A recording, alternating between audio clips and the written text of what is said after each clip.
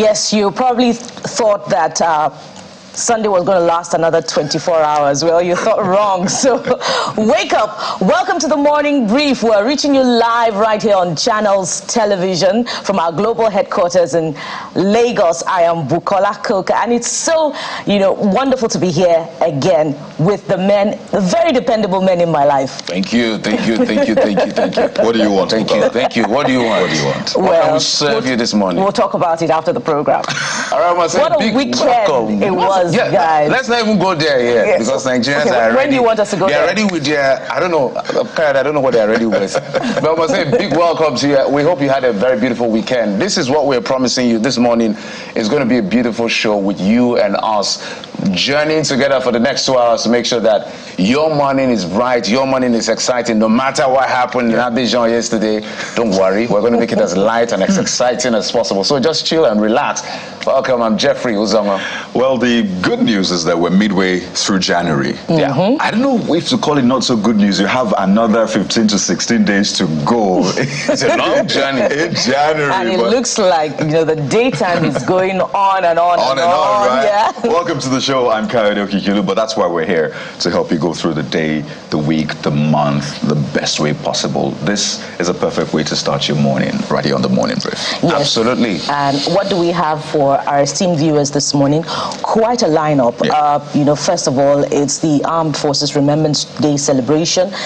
Today being January the 15th, climaxing solidarity, during which in the past 2 months we've been wearing that badge, showing that we are in support of the men and women who are on the front lines, who take the bullets, who take the heat so that we can sleep.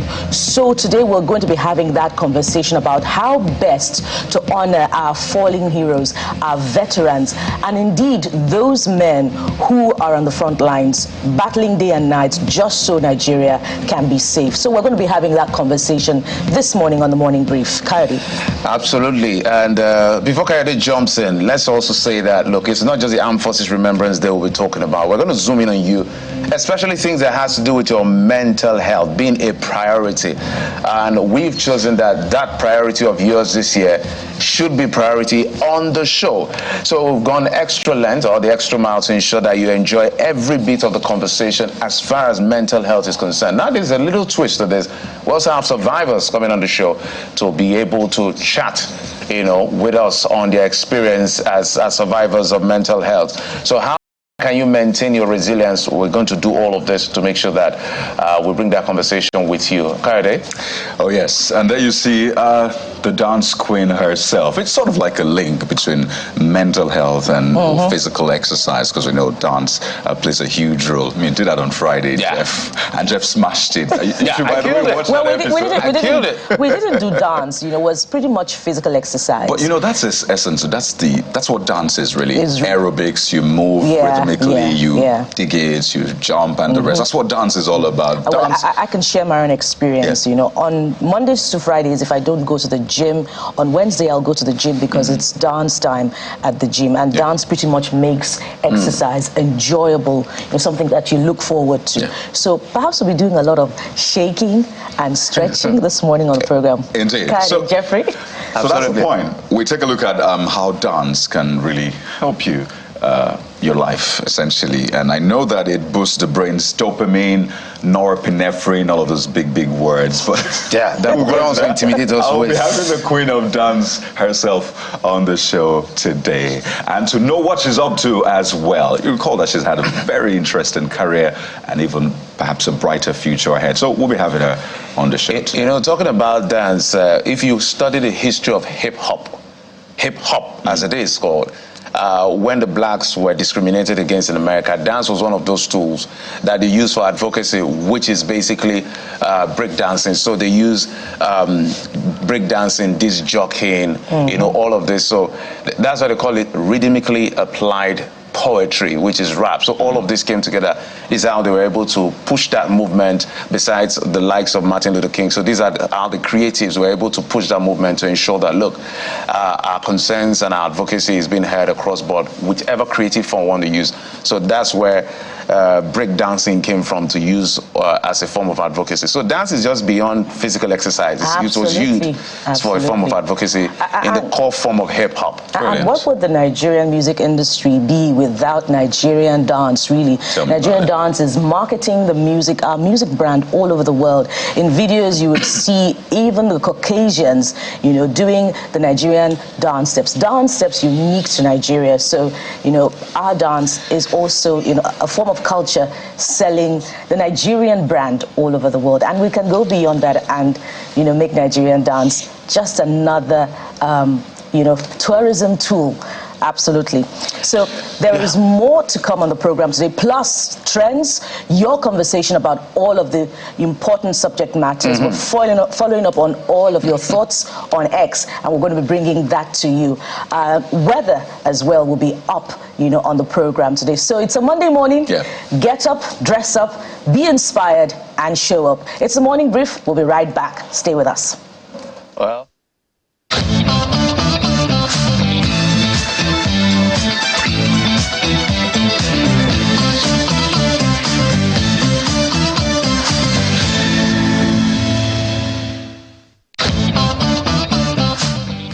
Well, Bukola, there's one thing that I was waiting for you to hit on the head, but somehow your hammer or your nail, I don't know where it missed. Bukola is escaping. The Super Eagles of Nigeria's well, you said we should defer the conversation. Performance yesterday.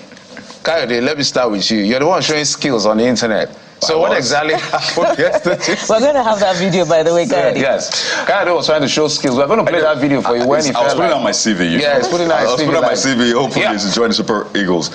What happened yesterday? Let me backtrack. Saturday on the news at 10, I had Yomi Kuku on the show, and I asked him, oh, by the way, that's the CV right there. I was asking, do you think I should join the Super Eagles right now? Is it too late? I think Coach Pesero might just be impressed by these skills, Kayode.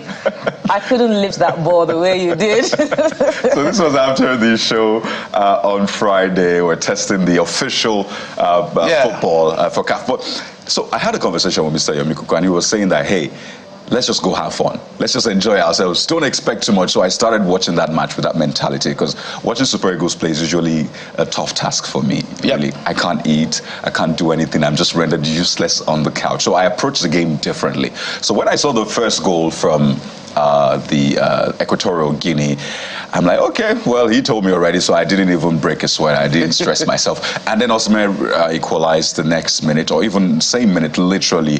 And then I'm like, okay, we can do this. But most importantly for me, guys, is the fact that I saw some standout players yesterday. You know, we didn't expect a lot because of the injuries. You know, like 3 injuries hit our team. But having Yusuf, who got injured, and I'm hoping we have him back, seeing how, what's his name, played yesterday. Well, yeah, Osimhen had some chances he lost. But overall, I think the bright side for me was seeing that we could still pull out something. Don't forget, Equatorial Guinea got to the semi-finals in the previous tournament. So that wasn't a small team we played against. The fact that we had some stars that really came out and proved their mettle was the bright spot for me. For me, well, I'm going to take a different direction. Yeah, we were told to approach this game with cautious optimism, but you know, when it comes to the Super Eagles, can you really be cautiously optimistic? Because this is patriotism. We just want to win. We want to see victory. We've had trophyless national team for about 10 years as far as this is concerned. So everybody knows that we had lapses in terms of the midfield. We had lapses in terms of the defense. We had lapses with the goalkeeper, even with our coach. We had issues. But at the end of the day, it was, okay, let's see how this plays out. So what I think the boys were trying to do yesterday, to make the most of their strength. So less of what they don't have, strength, go forceful on what they had. So they were going on massive attack. But what I discovered was that the attack was not as clinical as it should be, because if our attack was clinical as it should be, maybe we would have secured as many goals as possible. Absolutely. Yusuf was great, but the Equatorial Guinea, the Equatorial Guinea goalkeeper, well, the guy came to the party big time. Sure. He stopped as many balls as possible. He was confident and all of that. I think tactically they studied us better. They knew that maybe we'll come for the attack.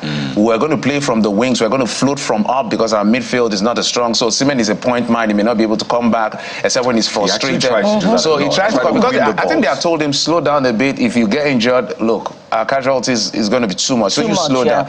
So I think when he got frustrated, he was trying to go back and bring back. So, well, at the end of the day, 1-1 it ended, but would have expected. So for me, going into the next match, when I saw what Cote d'Ivoire and Guinea-Bissau played, we need to be a bit more clinical.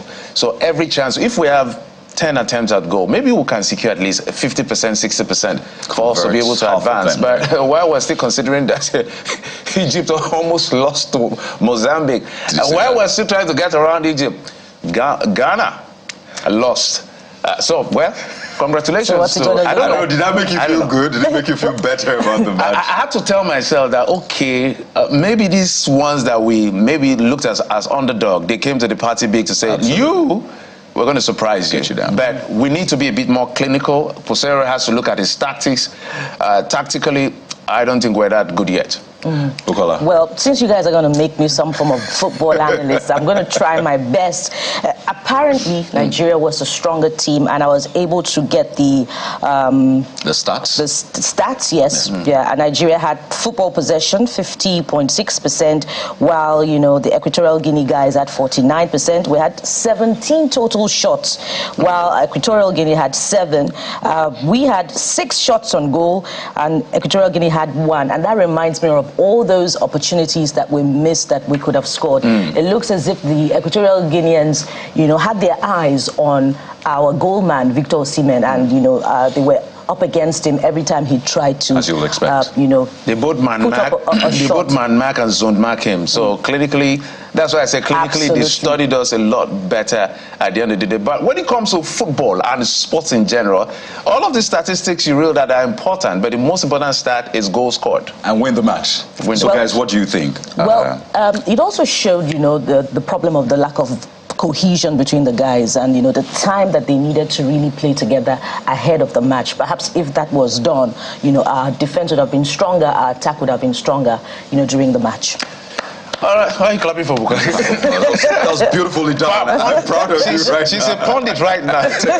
So guys, what do you think? Do I go join the Super Eagles? Just stick around with the microphone for a while. No. I'm very, very confident. The way Kade was lifting the round leather. Have you seen me play? Coach Pesero will consider you. Okay. Well, so we're going to play after the program. After the program, you're going to see my skills. So I'm going to go beyond trying my microphone on analysis by also kicking after the program. Just check me out after the show. We'll go on a quick break now. When we'll come back, we'll bring you our top stories. Stay with us.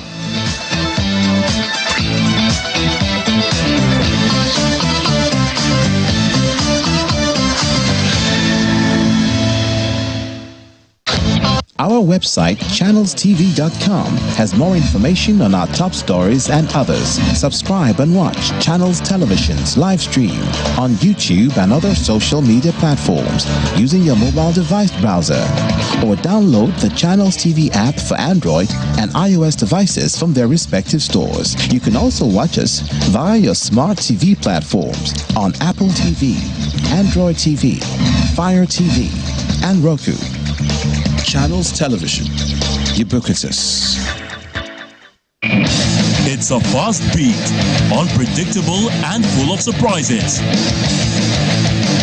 The unforgettable moments, unprecedented passion. The victories and defeats in the world of sports makes it engaging. Fasten your seatbelts as we take you through every update in the news and on our shows. We define the moments of true sports. Join us.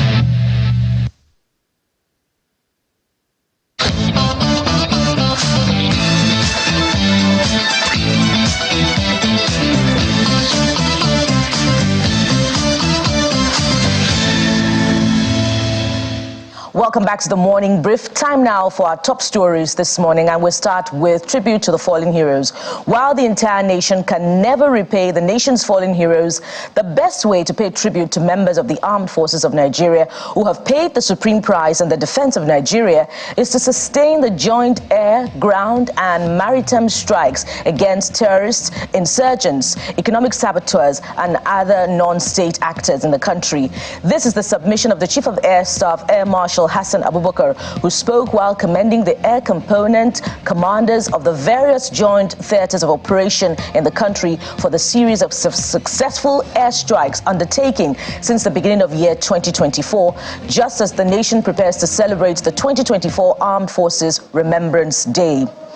And at another event held to commemorate the Armed Forces Remembrance Week, the Nigeria Air Force held a seminar bringing together veterans, retired airmen and airwomen to the maiden edition of the Nigeria Air Force Logistics Command Outreach. The Chief of Air Staff, who was represented at the event by the Air Officer Commanding Logistics Command, revealed that the program was designed to appreciate the veterans for their service to the nation.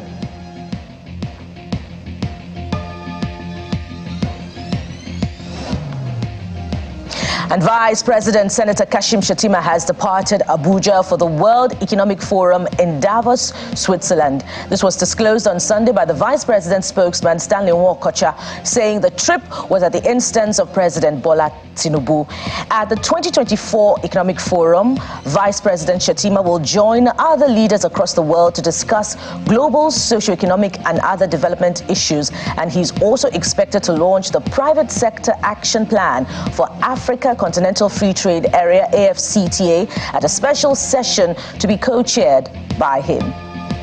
And the federal government is promising to complete the Abuja, Kaduna, Zaria, Kano dual carriageway in 24 months. The Minister for Works, Mr. Dave Umahi, disclosed this when he inspected the Abuja-Kaduna section of the dual carriageway. Mr. Umahi, who was accompanied by his counterpart from the Ministry of Finance and Coordinating Minister of the Economy, says the government and contractor have agreed to complete at least 15-kilometer stretch of the road monthly for the next 24 months. We're looking at 15-kilometer completion every month, which is, very, very serious. 4 kilometer per section is a tall order, but Abuja can do it. And so we are looking at 24 months to finish the project. It can only be Abuja that will finish in 24 months. So with a short, financing model by the Honorable Minister for Finance, they are reassured and they are going to come back with vigor.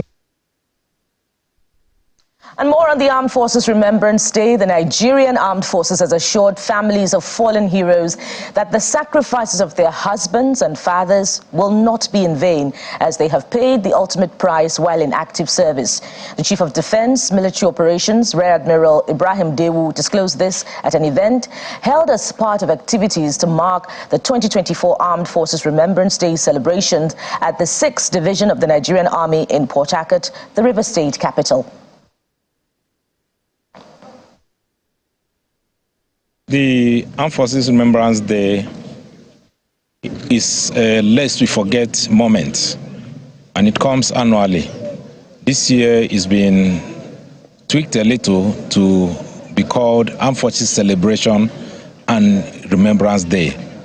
It's a day we take time out to look at the contributions that our colleagues who have run this course before us have made. We get encouragements from stakeholders, and with that we know that we are on a good course and that we will remain resolved to ensure that the efforts of those who either fell on the way or served meritoriously and retired, their contributions to this nation building by the armed forces, we ensure that it's not going to be in vain. Well, amen to that. Governor Yahaya Bello has tasked the newly inaugurated caretaker chairman of the 21 local government areas of the state, that's Kogi, to prioritize the issue of security in their respective localities. Governor Bello disclosed this during the inauguration of the caretaker committee chairman in Lokoja, the state capital, where he also charged them to surpass the benchmark achievements of the previous occupants of their offices. Governor Yahaya, believing that all of you would have learned a lot and you should be able to do better than those of us that are leaving the stage. Believing that all of you would have learned a lot and you should be able to do better than those of us that are leaving the stage. 10 billion naira. That's the financial value of the goods seized by the Federal Operations Unit of the Nigeria Customs Service Southwest Unit between January and December 2023. Speaking to newsmen at the unit's headquarters in Ikeja, the Customs Area Controller, Mr. Hussein Ejibunu, disclosed that the unit intercepted a total of 1,119 contraband in the year under review.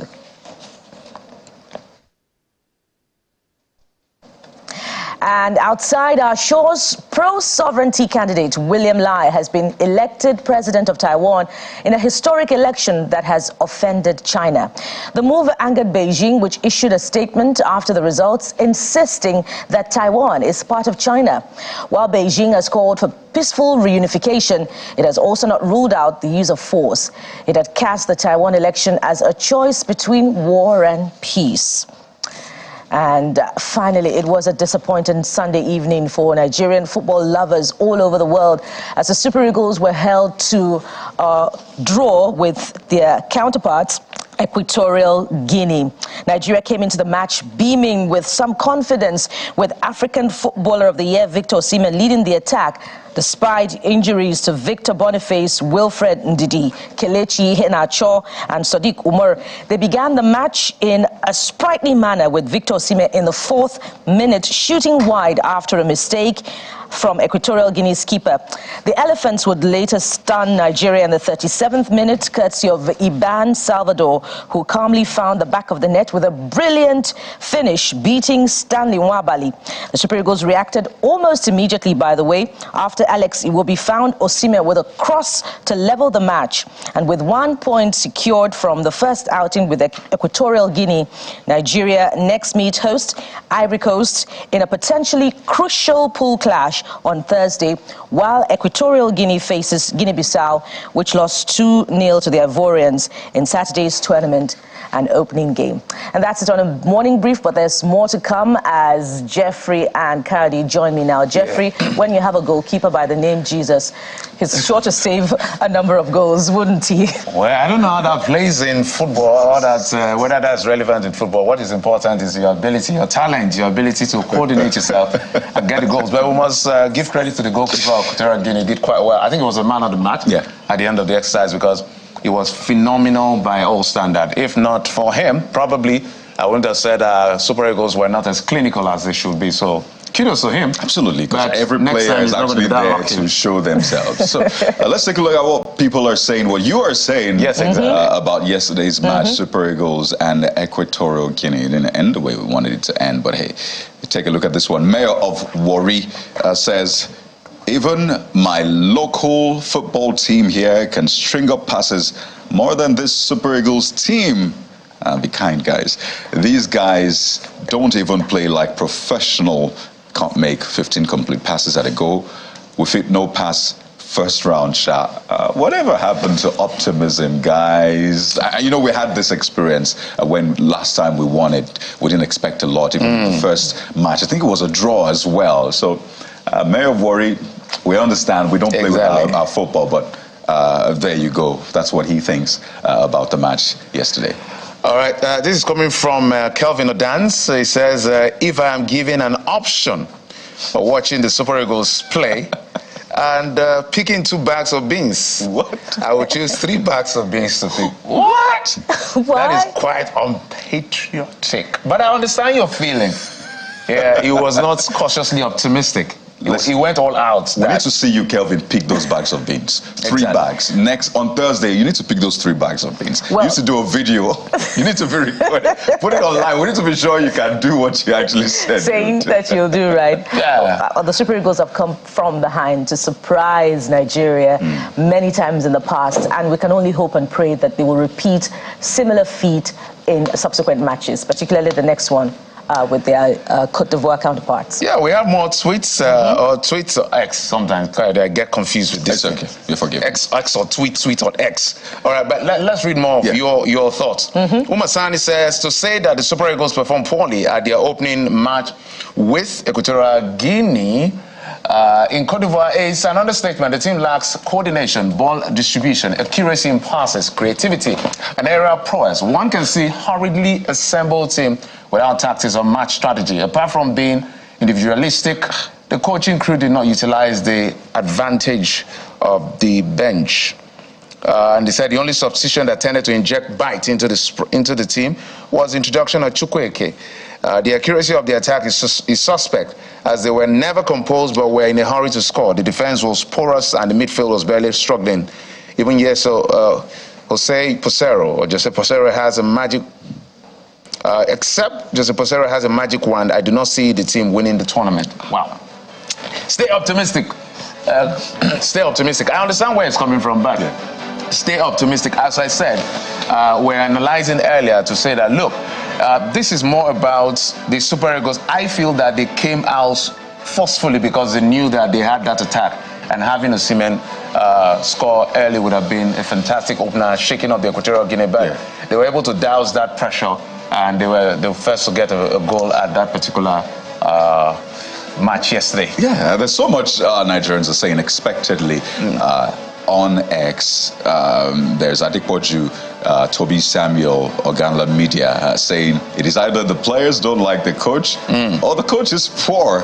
It's difficult to accept this kind of performance from the Super Eagles. There you go. Brownie Day, and he's quoting Brownie Day, says, we have players, but we don't have a team. I know, yes, it's okay. We want to express ourselves, bash the team and the rest. But also, as we are bashing the team, let's encourage them, okay? Yeah. I know they always say it's their job. They ask for it and the rest, but let's encourage our guys. Thursday is another day. I mean, you saw what Egypt played. You saw what Ghana played. You know, maybe that's supposed to make us feel better, but it just shows that the competition, I'm sure they're not underdogs in this competition. So let's encourage the guys. Let's be kind to the Super Eagles in our comments, in our reactions, and whatever is going to filter to the camp from the home space, let it be positive so that Super Eagles can go and get gold for us in the next match. Absolutely. So we will keep encouraging them, but one of the reasons why people criticize is so that when you look at this statement, it's okay, I was wrong here, I was right here, and all of that. But maybe let's take a reaction of some of the people who have been reacting to that match yesterday. Let's take a listen to some of them besides the tweets. I'm going to talk them down, I'm going to run them down, because I saw how they played skillfully and they were able to manage themselves and carry themselves well. But the only place I fault them is why they should put in Chukwueze to come and play only 10 minutes. A top-notch footballer and a top 10 footballer. They should have put him at the head of time so he can play very well, because he's a good striker. So, but I know that the next match they're going to do better than this present match. But now they are just the best. So far, so good. I do not blame them for anything, but they are highly gifted people that can be the best in the next match. When it comes to midfield, you now know that there are some adjustments that the coach is supposed to make. So I have not lost hope. I believe that by the time the coach and the technical crew do their work, they can be able to fine-tune the team and they ensure that the team blends to secure a better result in their next match. Yeah. Right. So we're just talking about one of the other trending issues on social media. Yes, while a lot of Nigerians are watching the football match, expectedly something to just take your mind off a lot of things going on. There's a bigger situation playing out, and it concerns security in the nation's capital, Abuja. And I'll just take this particular post from a former minister in the country from a Minister of Communications and Digital Economy, Professor Issa Pantami. And this is what he said, because there were a lot of questions on the back of the kidnapping of that family in Abuja and in the reported death of one of the girls kidnapped in Nabia. And this is what he says, because there were questions about why don't we use NIN, which he supervised then. He says, I'm personally not in support of paying ransom to criminals. However, since it has become clear we lost our daughter Nabia yesterday and 5 remaining daughters have been threatened, as I spoke with the father on the matter yesterday and today. Furthermore, I spoke with a friend and a brother who offered to pay remaining 50 million naira over 60 million naira immediately. It says it conveyed the account number of the father, of the daughters, and then he went on and on, saying any additional amount earlier generated from yesterday, the father can use to treat the daughters and other members of the family. And this got a lot of people reacting to that particular tweet. The fact that funds had to be raised to rescue the girls, the state of security, what was being done, and well, one of the responses. Yes, and this one is coming from Obi Neo. Well, I guess that's his name. Yeah. He says, "Sir, I in your shoes." I believe that's where I in your shoes. I should be able to call 1 or 2 persons at NIMC.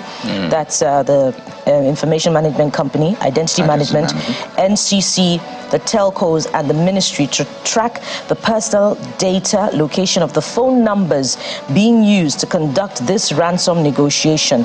You're making Nigerians lose trust in all the work you did with NIN. That's the NIN. Yes. And this is pretty instructive, you know, considering the pressure on the government to be able to harmonize data from NIMC, data from telecoms industry, to be able to fight crime.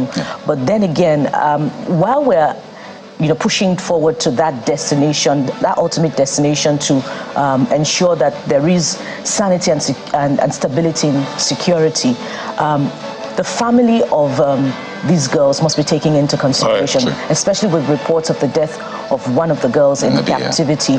In that situation, the parents would want to do anything just to get the girls rescued, not minding what the cost would be. Yeah, while that question was being asked, why he didn't call his friends or the places he had, supervised as a minister, he responded. He said, "Thank you for the question." That's Professor Issa Pantami. He said, "NIN SIM policy has been working. However, the relevant institutions fighting criminality are to be requested to ensure they utilize it effectively when a crime is committed.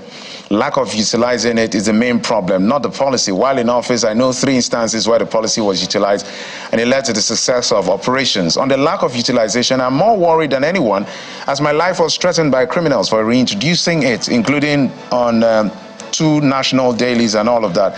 And he just said that, look, he went on and on saying that this facility, this infrastructure is there, everybody fighting crime, deploy this infrastructure and get the job done. Basically, that's what he was trying to say. So while we're talking Nabia killed, I understand others were killed that were abducted in different parts of the nation's capital, Abuja, were killed.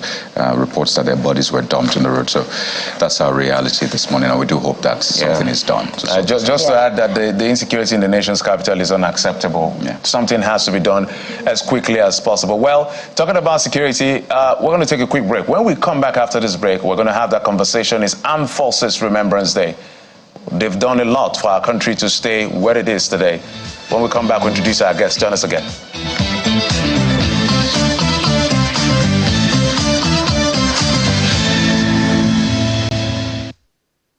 I started 33 years, 6 months, and by the time I may arrange Oshodi as a resettlement center to train the retirees, I was among the first batch of 1999. During the time, they give us some courses so that when you come back, the course you ran, you come back and start to do that of stay idle. So I was trained in security management. When I came back, one of my brother put up security management. So I used to help him in training some security to be given to some people who need them on their services.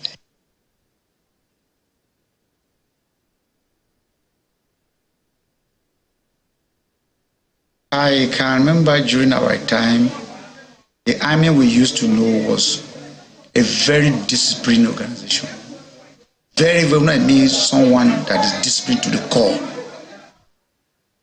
You don't say no, even though they say go alone, go and push a car. Don't tell the officer no. Just go there. It is him to reverse this action that he knew very well that you cannot push the vehicle, but he ordered you to go and push. But today, the modern life, in fact, I don't know, I'm not just criticizing the army. Generally, when I'm talking of the society, had made a lot of changes. So those things are not forthcoming. Those are not forthcoming. We used to have respect when you see army walk out in the town. During our time, you go outside with pass. Soldiers were camping in the barracks.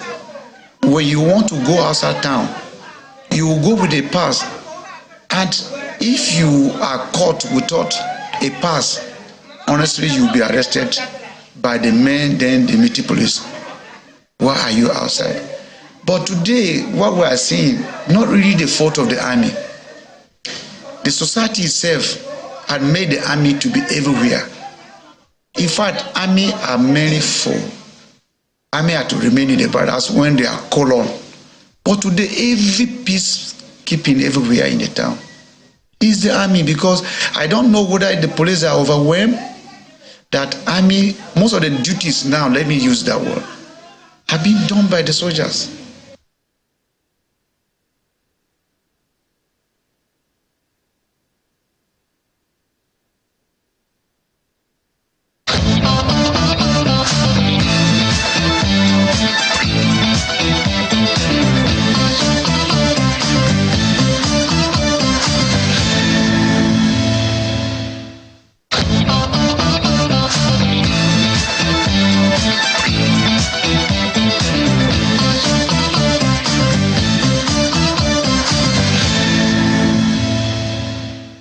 Welcome back to the Morning Brief right here on Channels Television, and we're starting off with our first conversation on the program today, which is the celebration of the Armed Forces Remembrance Day. You know, we've been wearing the emblem for the past 2 months in celebration and in honor of our fallen heroes and our veterans. So today climaxes that solidarity. And of course, when it comes to security, you know, the conversation is hydra-headed. We could talk about inadequate equipment for men of the armed forces and indeed the police force. We could talk about the welfare of members of the armed forces, and we could talk about intelligence, and we could go on and on. But the best way, you know, to honor the fallen heroes, veterans and men on the force is to stay with this conversation, share their pains, and, you know, advocate for better welfare conditions for the Nigerian Army. And as we start off on the program today, let's welcome Rear Admiral Patrick Nwatu. He's the Flag Officer Commanding Naval Training Command, Apapa, Lagos. Welcome to the program, Rear Admiral. Thank you, Nwatu. Thank you so much for being here. I'm greatly delighted to be here. Indeed, and we're delighted to have you, sir. So let's start off this way. For men of the force, either it's the Navy, the Nigerian Army, or the Air Force, what are the biggest challenges, the most pressing needs of the men of the force, particularly those on the battlefield? Thanks, Jumoke. Bukola. Thanks, Bukola.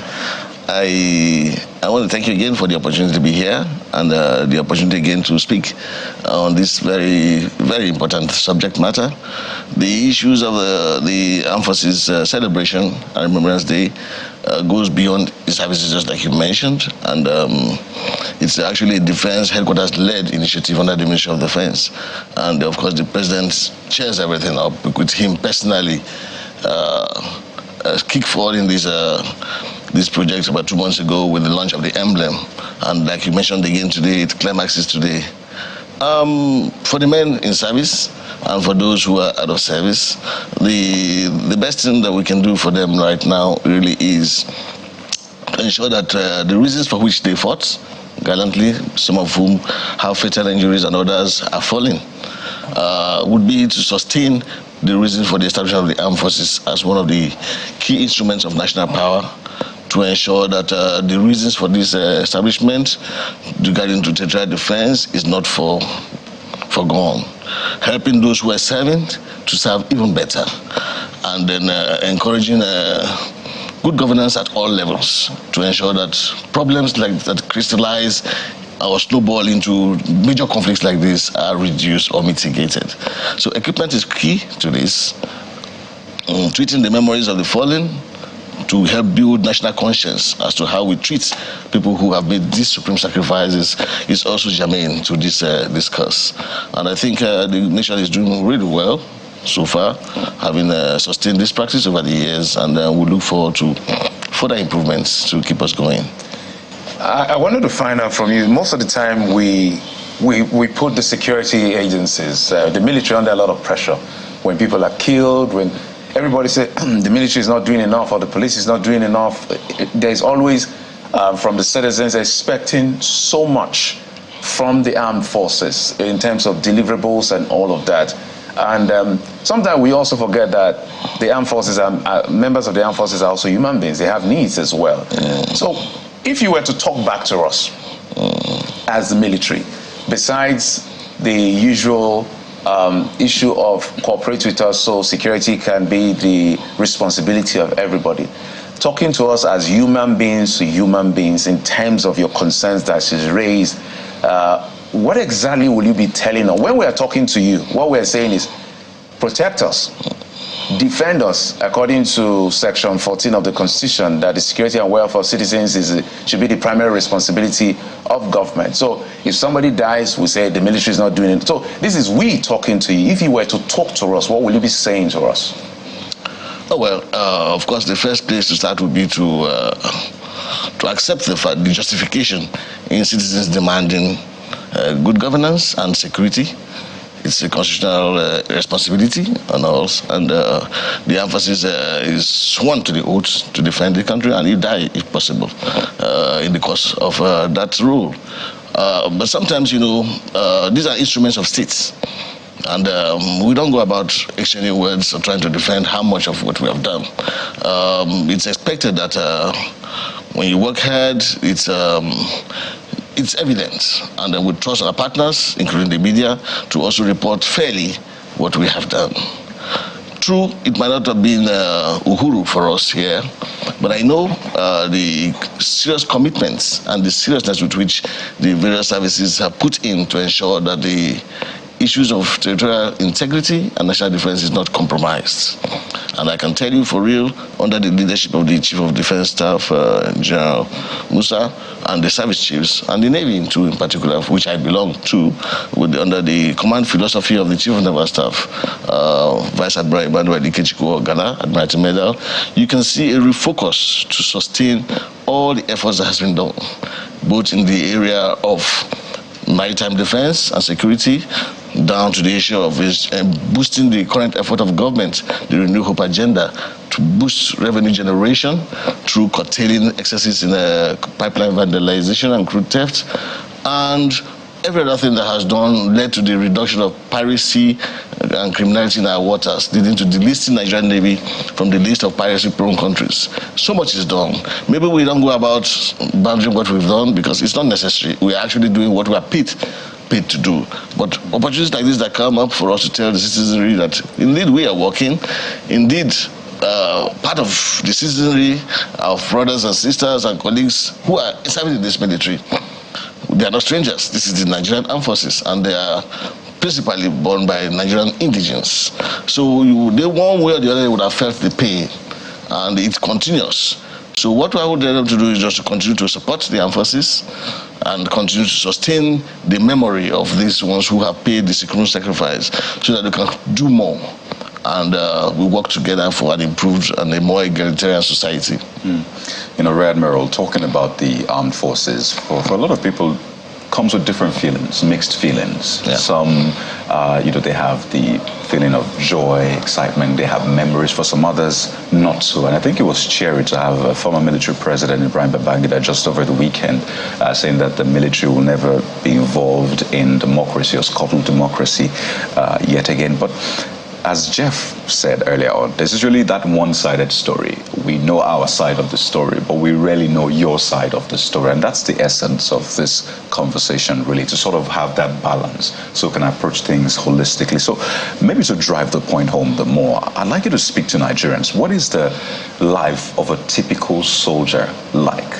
Maybe a soldier who's been deployed. What is the everyday life like? I know what my everyday life is like. I wake up, I take my shower, I rush to work, I do my work, I'm not facing the barrel of a gun, I'm not dodging bullets and all of that. But speak to us, if you can give us a personal story. What is the life of a typical soldier like? Okay, thanks, Kaide, and for the opportunity. And I will tell you one for one, the life of a typical soldier, sailor, airman, is unpredictable. That's to say the least. Unpredictable in the sense that you cannot tell what the next hour would tell for you. You are sworn to obey the rules, and it does not really matter whether you're on the land, sea, or air service, because the oath you take cuts across all environments. And you might be a soldier today, and you're expected to fight and support the Navy at sea tomorrow, and you cannot say no. You are sworn to that oath, and you are obliged to obey instructions from superior constitutional authority. So first of all, I'll tell you that the life of a soldier is unpredictable. Today he's in Hadenkai, tomorrow they say go to safe heaven. It does not matter where your family is, or where your spouse is, or your residence reside, or which school your children go attend. Your life is at the instruction of superior authority. So it's in that kind of environment, you see, the man is challenged with planning, because you expect the institution to plan for you, because the institution is the one who has virtually all controls over what you do. And where there are shortages in these areas or constraints due to physical limitations of the state to meet the obligation of the state, because these are instruments of state power. So a nation is only as good as its armed forces. And we are lucky we have today committed persons, men and women in the armed forces, who have lived up to their obligation and won laurels across the world, and indeed made supreme sacrifices within our country to ensure that we meet this role. So if you ask me, I would say, in short, the men have done so much. We need to do much more, because the country has also done so much. There has been a lot of sacrifices amongst everybody. But it's a win-win thing. And like you said, the constituents of the armed forces are drawn from within us. They are our brothers, they are sisters, and they are all amongst us together.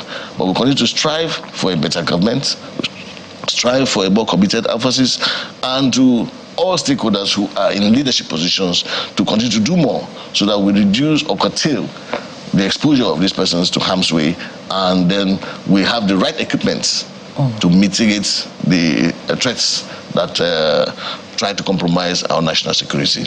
And as we strive for that perfect condition of service delivery for men of the armed forces who have pretty much signed for death if it comes, it brings us to the difficult part of the conversation. Stories abound about servicemen who have died in the line of duty, and their family members are not aware. They just lost communication through to them from the battlefield, and they're waiting for news about what has happened to their fathers and to their husbands. Sometimes they wait for months before the inevitable is told them. And the waiting continues sometimes, for burial fees, for the benefits of their loved one. And sometimes it doesn't come for months, maybe years.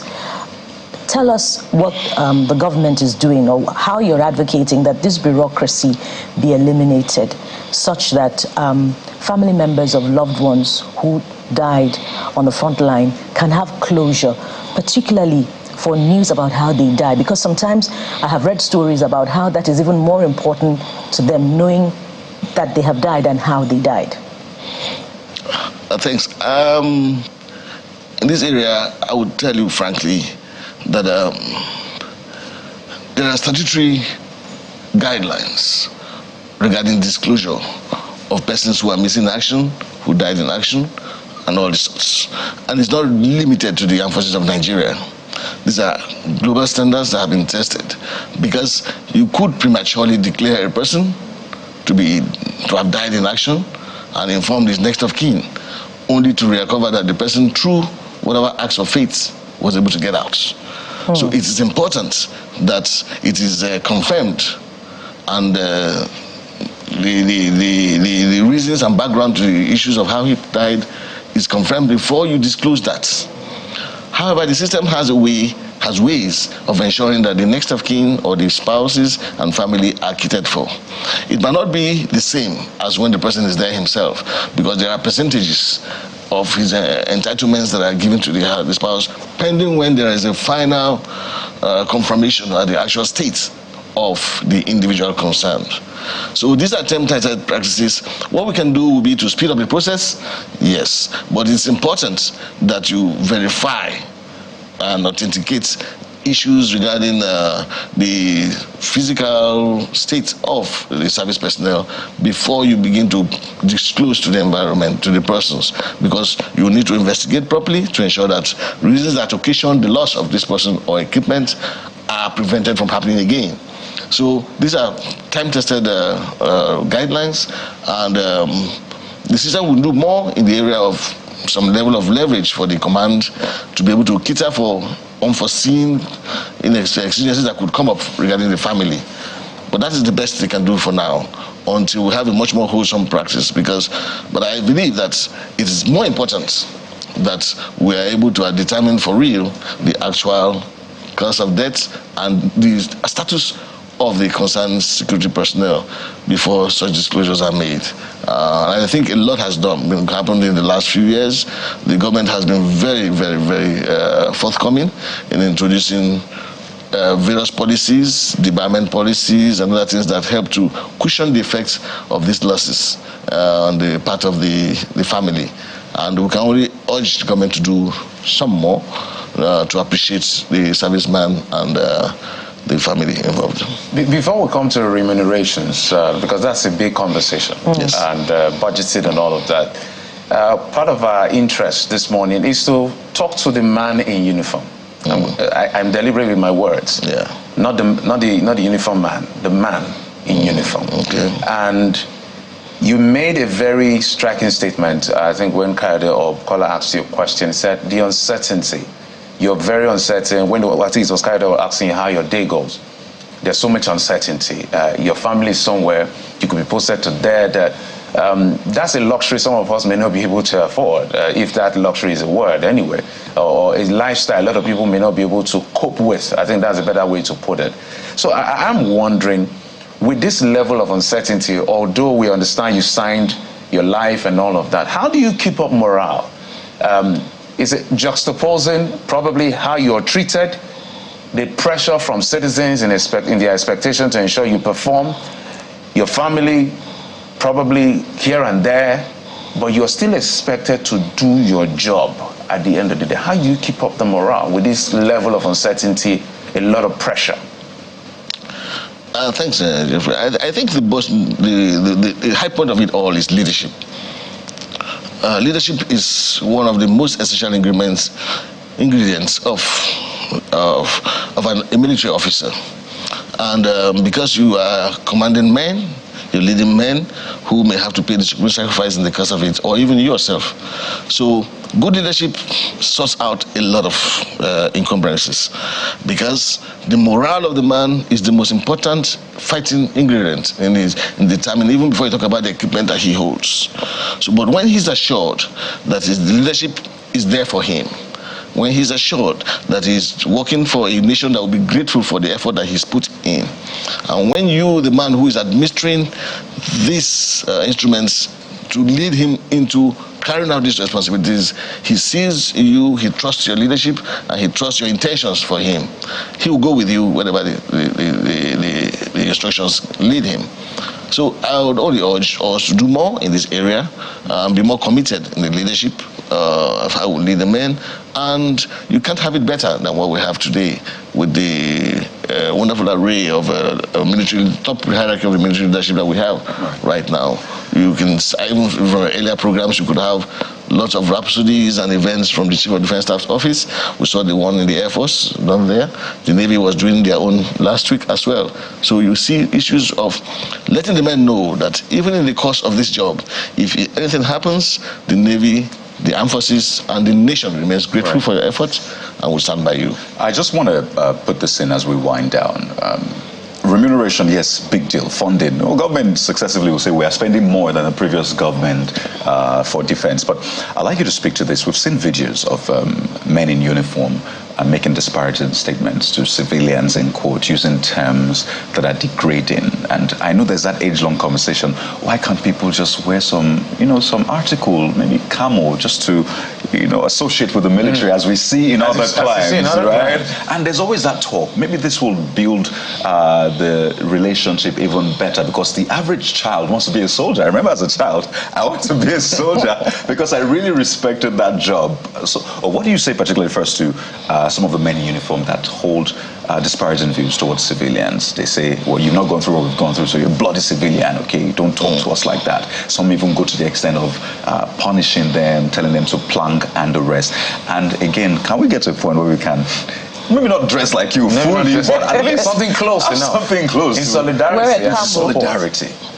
Two questions in one, sir. Exactly. I don't know about two questions in one, but I know one thing for sure, that the uniform is an insignia, and it plays the role importantly. While we would want to have a situation where we can encourage everyone to put some touch of uniform on the side, we are not oblivious of the fact that we're in a peculiar situation in Nigeria. Our security situation perhaps gives us some constraints, because we have a situation whereby you can see some insurgents, some terrorists dressed perhaps even better dressed than myself. So you see, the environment that we are operating in is such a unique one, because we have persons dressed in all forms of camouflage right now, perpetrating various forms of dastardly acts. So you see, we until we're able to get some sense of normalcy, and then we can be able to shape and understand what we're doing regarding the civil-military relations. And I tell you, 10 years ago it was not like this. The forces have gone far to improve their civic responsibilities, to see that they continue to do works to encourage civil-military relations, and to see that they continue to engender themselves closer to the public. Is a rethink on the military hierarchy to see the need for us to work better with the, because we know that if we don't work with the population, we cannot get sufficient information to guide our operations. But you see, our peculiar limitations dwell mostly on the level of insecurity we have in our country, and the need for us to first address this, and then we can have an opportunity to have Miss Coca dress in a combat rig, or you wearing a flying suit, for instance. I think it's good. It enhances the whole thing, but we must check our advances based on the peculiarities of the nation. Yeah. What about people making disparaging comments? Men in uniform making disparaging comments to civilians. Yes, I think it's an ongoing thing, and I agree with you. I constantly have to check even my own staff. As I'm moving on the streets, I have my convoy moving. You see, one wants to create way. I keep saying, look, gentlemen, we are here to protect these persons, not to cause more problems. And the funny thing is that sometimes even the persons in uniforms that you think are not civilians are actually ex-servicemen and some ex-service policemen. I've had personal reasons to have been accosted by my former bosses who are retired now, when my staff even say, hey, move away. I said, my friend, not everybody you see is there. So you see, the situation is that it's something that you do out to, like you throw something into the market square, you don't know who is going to be there. So really, it's an ongoing conversation. We need to keep talking to our men. Gentlemen understand the psyche, but you understand the way the man is thinking. He's constantly on edge. He's been deployed there. Perhaps he's not been home for 2-3 days. Sometimes he's not been home for a week.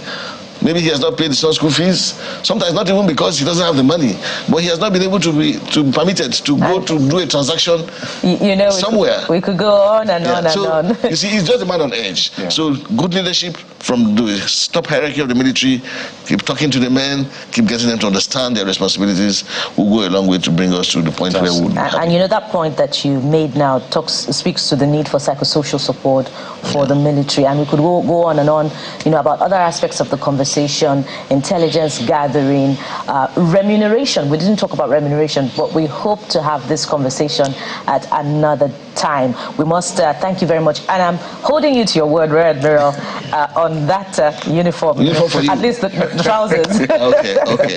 Thank you so much, Rear Admiral. I really appreciate this opportunity for your time on the program today, and we wish all our men in the Air Force, in the Navy, and the Armed Forces the very best as they continue to defend the territorial integrity of the nation. Thank you so much, sir. Thank you so much. I really appreciate everyone here. It's been my pleasure. Thank you. Thank you. So up next on the program is that very important conversation about your mental health. It's important to us, so stay with us.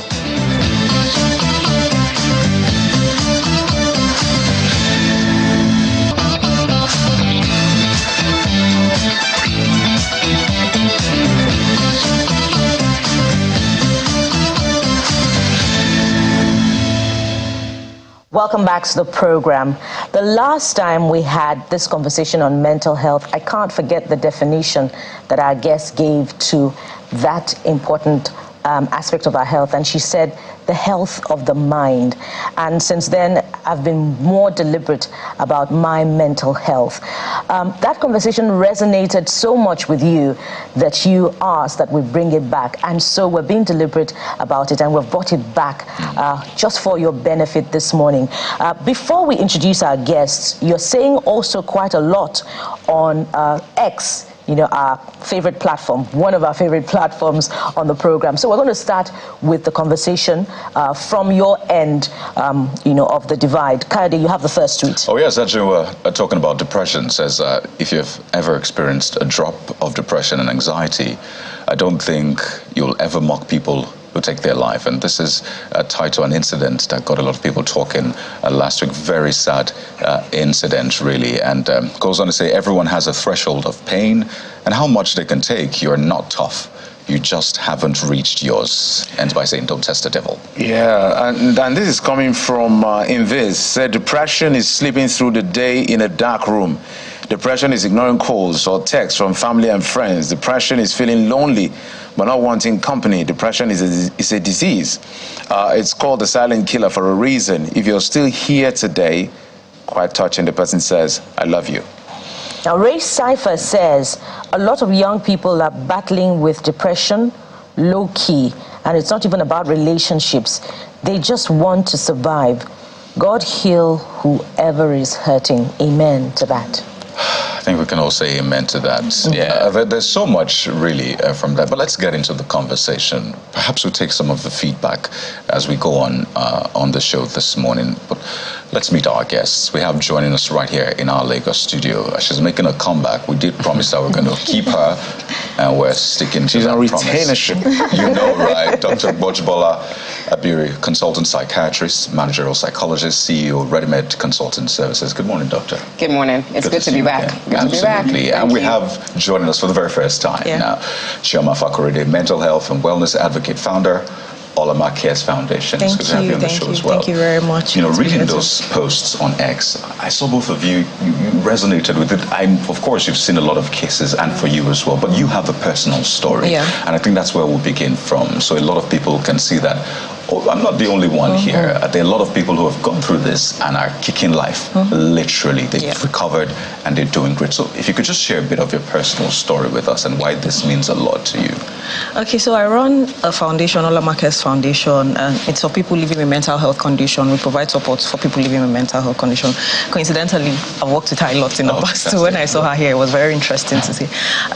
So for me, I was first diagnosed with clinical depression and anxiety in 2018, but eventually it was a misdiagnosis. Actually, I was diagnosed later with bipolar disorder. But then one of the characteristics of or symptoms of bipolar disorder is also depression as well. And I think I would call myself very high functional. So I do a lot of things. I am an achiever, high achiever and all that. But I've seen it play out in a lot of things that I have to do. Marriage, triggers. I gave birth like 2 years ago, and one of the times that it played out was postpartum, because I had a lot of issues after birth. Because one thing that happens with you is that, with me, is that stressful moments trigger me a lot. So having a child and having a history of bipolar and, a mental health condition really stressed me a whole lot. So I saw myself having to go through rage. I was having episodes and, a lot of things during that period. And at some point, I landed in a psychiatric hospital. I was there for like 5 days because of the experience. And, it's been an interesting journey. It's been a journey for years. And every time I've had to take medication, have to visit the doctor. But I think the most unique part of it is still being able to thrive regardless of everything. Sometimes you're in your lowest low and you can't do anything. And then you have people who are there to encourage you. My doctors, I don't play with them. My family too as well. And then people who are also looking up to you, because it's like, oh, this girl is doing everything she's doing regardless of everything that she's going through. And I think that's what makes it maybe easier in a way. So there's always that question, are you better now? How are you handling it now? How are you managing it now? Is it a lifelong thing? I remember seeing a movie, I think The Brilliant Mind, and he was asked that as he recovered, and he said, well, it's something I have to do. I don't know if you've seen that movie. Yes. It's something I have to do with every day. So is it a lifelong thing that you have to always manage? And just maybe share that part with us. So people say, oh, you recover from mental health. I'm like, yeah, no. It's something that you manage it and then it occurs. So for me, as I said, my trigger is really stressful experiences. The moment I get into that phase, I have to be very careful and very intentional of everything I'm doing. If not, I will get back into it. So having to take medication, seeing a doctor, having a proper mental health support helps me. But it's something, as I said, I've been on this for years. Even before I got diagnosed, I think after my diagnosis and my first therapy, I had seen that I had patterns before that I didn't even know existed. And until I started going for therapy, I realized that, oh, so this thing had been displaying since when I was young, had been this whole mental health condition. And so for me, it's lifelong, but it's manageable. It's something that once you are going for therapy, you're taking your medications if you have to, then you'll be able to manage it and knowing your triggers, knowing the things that bother you, right? So you have to be very intentional about it. So I'm very intentional. I know conversations that will lead me there. I know people that would lead me there. I know things that would happen to me, and unless I deliberately, intentionally decide that, I want to get into it, then yeah, that's it. I'm wondering, I'm trying to avoid going to the doctor quickly because there's a lot of questions. We'll say end up with the doctor. So I'm wondering, in your line of work, what are some of the mistakes you have noticed? That's why I'm avoiding the doctor. She has her answers. What are some of the mistakes you're noticing that people are making? For you now, part of your coping mechanism is the fact that you found out your triggers. But there are people that may not have found out their triggers and they keep going there. So that could be mistake number one. They've not found. Because I remember when I was robbed in a bus, in Port Harcourt then. No, not in a taxi. I had enough money to take 3 taxis if I wanted to, but I wanted to be clever by half. So I took this taxi. I didn't know that the man in front of me, the driver of the taxi, the one in front here, and then the one beside me were all robbers. And then before I know, guns came from front, from side, at some point in the journey. And I was just, in fact, it took me like a few seconds to realize that I was being robbed, because a Port Harcourt boy robbed me how now? Where do you want to come from? But it was a crazy incident. At the end of the day, I realized that thing stuck with me for almost 2 years. If I enter any vehicle, I would not sit in the middle. So that was my own coping mechanism in public when I was into public transport and all of that. So you have found out, I have found out in how to, if I enter a public transport, where not to sit. I will avoid it. In case anything happens, I know where to run. So what are the mistakes you've noticed that people have made that they keep falling into this situation all the time? So I think number one, first of all, is people not accepting the fact that mental health issues exist. Everybody is really just coasting. It's like, yeah, we know that there's something wrong, but we don't want to accept it. I think it's the fear of maybe the unknown. I usually say, I remember when I started my whole NGO thing, and I went to a private school, studied engineering for 5 years, and I remember having to tell my parents, oh, I want to go into the NGO space, and my mom flipped, and she's like, NGO, after this is almost 8 years years now of me doing this, and everybody has just fallen in line. In fact, I hear my parents using conversations and words around mental health now. These are people that would never have used it before. And I remember I did then when I would tell my dad, oh, mental, whatever. He didn't even allow me complete. Whether it's mental health or mental health issue, he's not ready. Mental, no, we're not talking about it here. So a lot of people don't even want to get in. They don't want anything that would attach them to that word mental. And then another thing too as well, and I think this is where Dr. Abiru will come in, is a lot of times we have, I wouldn't say quack, but these days a lot of things are springing up. So people are not making their research. People just, oh, I wake up, I do a 2-week course, and oh, yes, I'm a coach. I've been doing this for 8 years, and sometimes people want to refer to me as a coach or whatever. I'm like, please don't call me. I'm not that in any way. Yes, I've taken some trainings and all that, but I'm doing it solely for the purpose of the work that I'm doing. Don't refer to me as that. But you get a lot of that. There are a lot of quacks. There are a lot of people who are coming out there to post. So you're even making the issues for those who already have something existing worse. And then at the end of the day, people fall into the hands of these people, and then it gets terrible. Go and see your doctor. Go and see a psychologist. They are there. There are federal hospitals that are there to help you, and there are private hospitals too that are there to help you, and NGOs that would also give you the support. Again, with the caveat of having to be sure that whoever you're going to see is the right person to see. So yeah. Yeah. So many things coming out from what you're saying. You've talked about postpartum depression. It reminds me of what Dr. Abiri said last week, that, you know, mental health is not just for those who are on the streets and have become to be called government property. We have our third guest, Anonymous, who's joining us virtually. I'll come to you. I'd really like you to tell us what postpartum depression looks like, because someone also said in one of our post on X that it's not about relationships. So I'd like you to talk more about that, and Dr. Abiri would expatiate on it. But I'm coming to you, Mrs. A. Our anonymous guest will be simply known as Mrs. A. So share your own experience with us. What was your challenge? What did your challenge look like, and how did you come out of it? And thank you for being willing to share your story, by the way. Good morning, everybody. Am I loud and clear? Yes, you are. We can hear you. Yes. So, I can't go into all the details because most likely I will keep talking to you tomorrow. But summarily, it was, let me just call it hell on earth, because when it comes to mental challenges, sometimes you don't really know how to express yourself in words.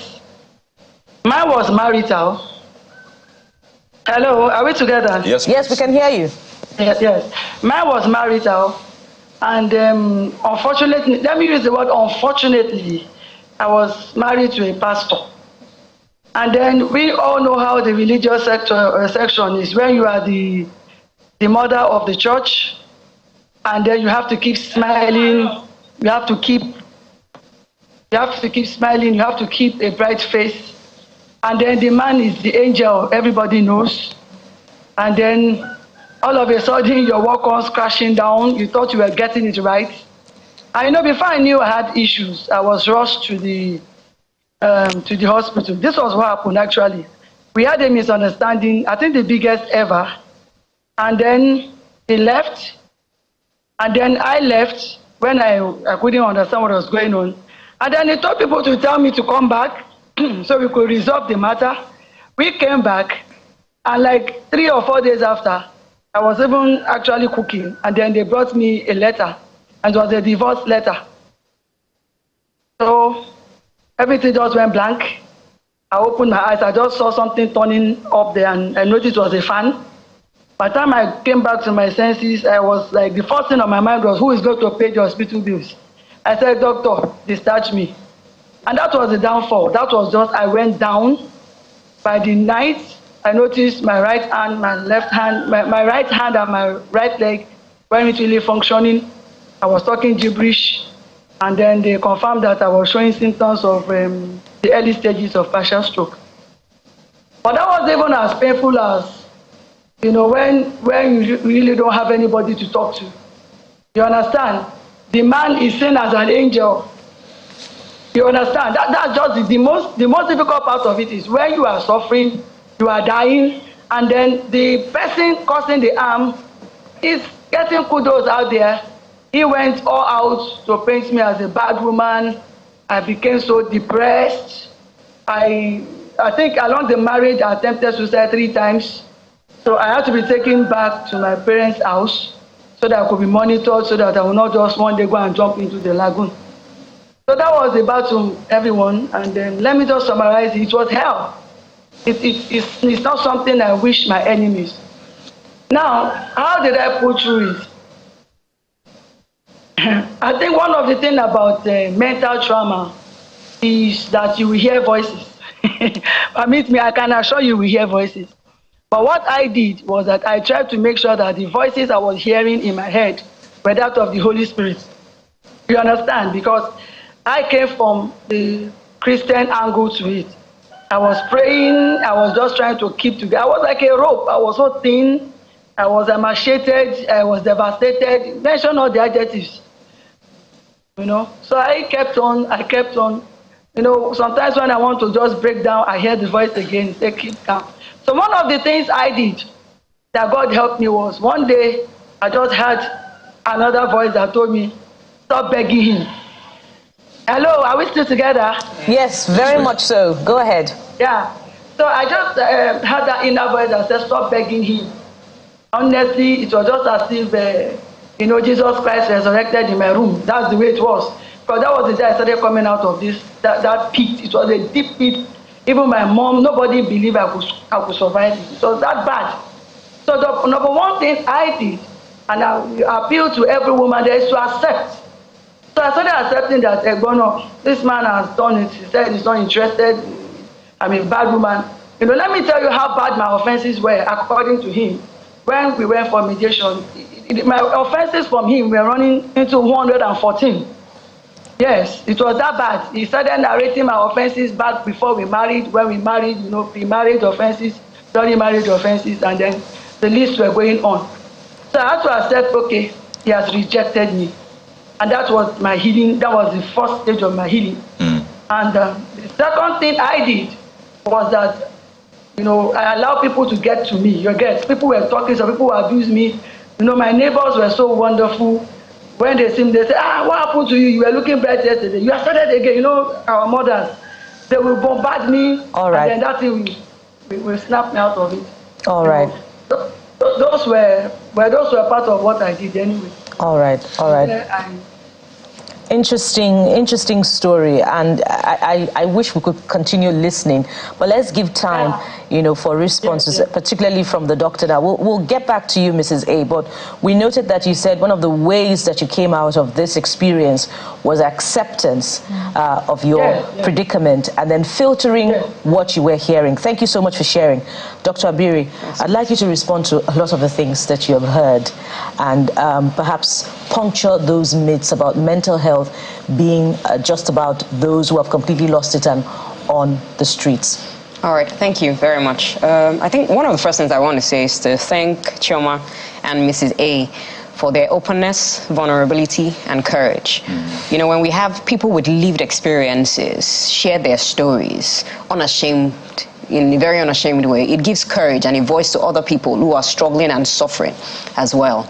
I also want to thank the people who send those tweets. You know, I was listening to those tweets and I had goosebumps, as in it's difficult to, you know, talk about shoes that you haven't walked in. So, you know, some people just, you know, just dismiss depression and say, oh, we're the happiest people in the world. Come on, snap out of it. What's going on with you? And I think that's where the conversation has to start. I'm particularly happy that, you know, her story and Mrs. A online actually talked about the fact that you need to come to a place of acceptance. One of the biggest, you know, defense mechanisms that we use, and I did talk about this last time I was here, is denial. No. I reject it. It can't be me. It can't be happening to me. I'm Christian. And yes, it would give you some leverage and some level of strength, but, you know, accepting it is extremely important. Depression is a mood disorder, and it can happen to anyone, even the finest of us. You know, this weekend I was listening to a psychiatrist tell her story about how she went through marital crisis, talked about the shame, the rejection, and how it is that she eventually had to come to a place of acceptance that it's over. Value yourself, take yourself above this thing and move on. So I think a lot of times people also need to realize that depression most often happens in response to a loss.